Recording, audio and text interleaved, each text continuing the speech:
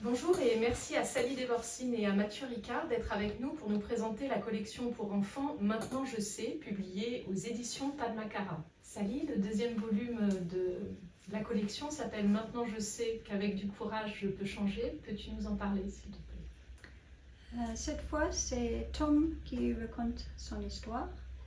Il parle de sa bande d'amis qui sont tous intéressés par eux-mêmes. Ils pensent qu'ils étaient mieux que les autres.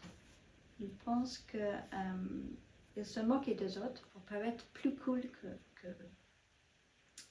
Mais pour Tom, cette manière d'être, il commence à se sentir mal à l'aise avec ça. Donc il invente un moyen pour s'extraire de cette situation, pour donner un peu d'espace pour qu'il peut explorer ses nouvelles idées. Il découvre s'il reste ouvert aux autres, il peut apprécier la qualité que chacun possède. Plutôt que de tous suivre le même code, nous pouvons avec courage tous célébrer les qualités des autres. Alors Tom, c'est un cas aussi de quelqu'un qui effectivement n'arrive pas à percevoir les qualités d'autrui et aussi qui doute de la faculté du changement, de la possibilité.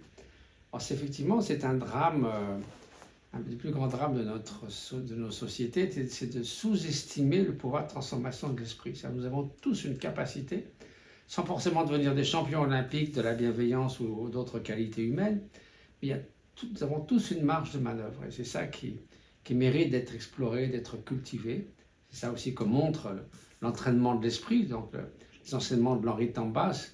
En gros, ça rentre dans la catégorie des entraînements de l'esprit.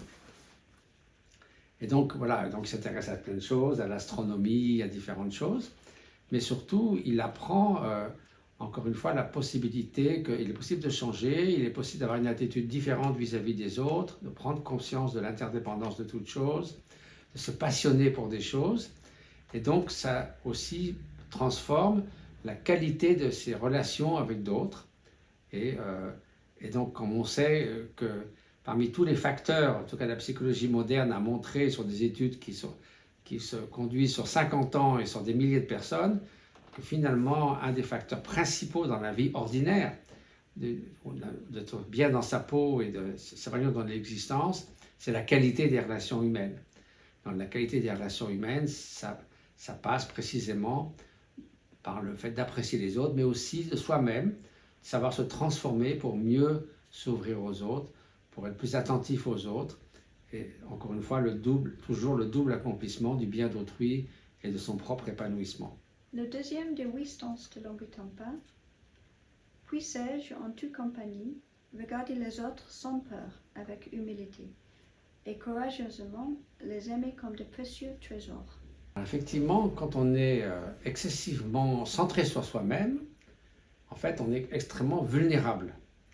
Pourquoi? Parce qu'encore une fois, moi, ça veut dire que on évalue tout en fonction de l'impact que ça va avoir sur soi.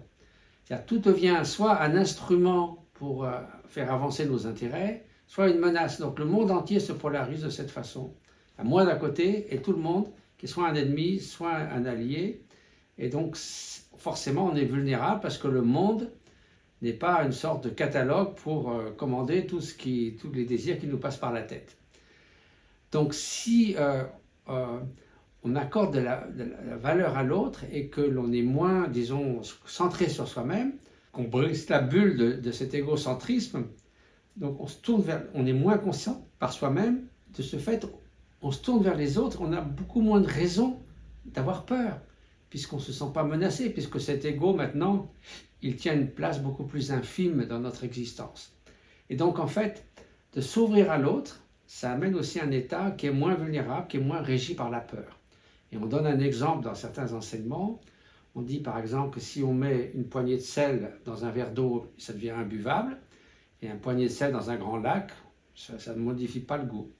Donc plus notre esprit est vaste, c'est-à-dire pas centré sur nous-mêmes, mais en même temps embrasse l'ensemble des êtres, plus notre courage va croître et moins nous serons apeurés par notre vulnérabilité, qui est créée par ces sentiments très forts de l'égocentrisme.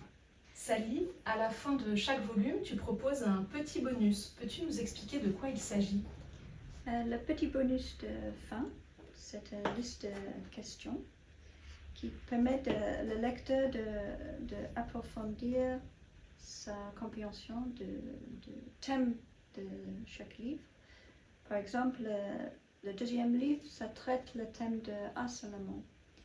Et les questions peuvent être utilisées dans l'école avec les enseignants pour amener ce sujet dans la classe.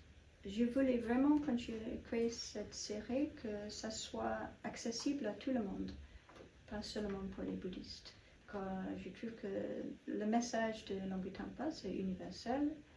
Et même si les protagonistes de ces livres sont les enfants, même les adultes peuvent s'identifier avec les situations où les enfants dans le livre dans lequel ils se trouvent.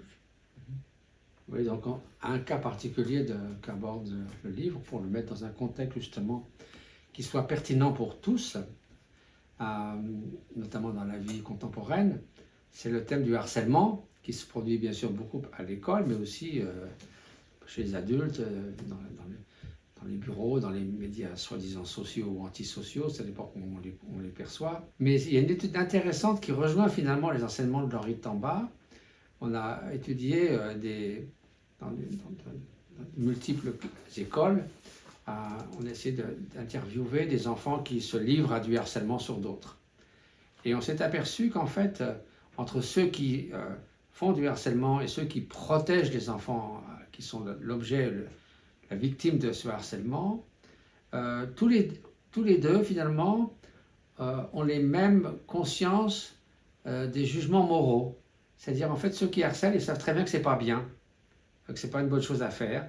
Et donc, c'est pas qu'ils n'ont pas de conscience morale, c'est que ça sert à rien d'avoir une conscience morale. Dans ce cas-là, ils continuent à harceler. Et par contre, on voit la grande différence, c'est leur degré de bienveillance. Quand on les interroge un peu là-dessus, qu'on leur fait remplir des questionnaires. Et donc, le remède au harcèlement, ou disons l'antidote, c'est de cultiver la bienveillance. Donc, c'est bien le thème principal des conseils de l'Amritampa, d'accorder de l'importance à l'autre, de la valeur à l'autre, d'être concerné par le sort de l'autre, et de ce fait, d'agir de telle façon que l'on ne porte jamais tort à l'autre, ça c'est le minimum, et si possible, faire du bien à l'autre. Et donc, en fait, la solution au harcèlement, c'est d'encourager les enfants à s'ouvrir davantage à l'autre, avoir davantage de considération pour l'autre, mais une considération basée sur la bienveillance, plus que sur l'idée je vais être comporté de façon morale. Donc c'est pour les éducateurs aussi, c'est quelque chose qui peut aider pour mieux, disons, guider les enfants, les accompagner pour encore une fois de devenir de meilleures personnes et mieux s'épanouir dans la vie. Et pour éviter bien sûr aux victimes le harcèlement qu'ils subissent. Personnellement, je trouve que Sally a extrêmement bien réussi, d'abord par la qualité de ses dessins qui vraiment parlent, à mon avis, aux enfants, et aussi pour transmettre le contenu de façon simple, mais en même temps, qui ne soit pas simpliste. C'est-à-dire c'est simple, mais il y a tout l'essence de l'enseignement qui est derrière, et d'avoir fait ça avec beaucoup d'habileté. Donc, bravo Sally. Merci, Des livres qui sont tellement utiles aux jeunes. Merci. Pour l'instant, il y a 2 livres qui sont un peu en français. Et le prochain livre sera basé sur la 3e strophe du 8 stances de l'Amritampa. En tout acte, j'observerai mon esprit. Puisse-je alors, dès qu'il surgira le moindre de passion, cause de tous nos tourments, l'affronter vivement s'il le faut. Sally, Mathieu, merci et à bientôt. Ben voilà. Merci. À bientôt. L'année prochaine.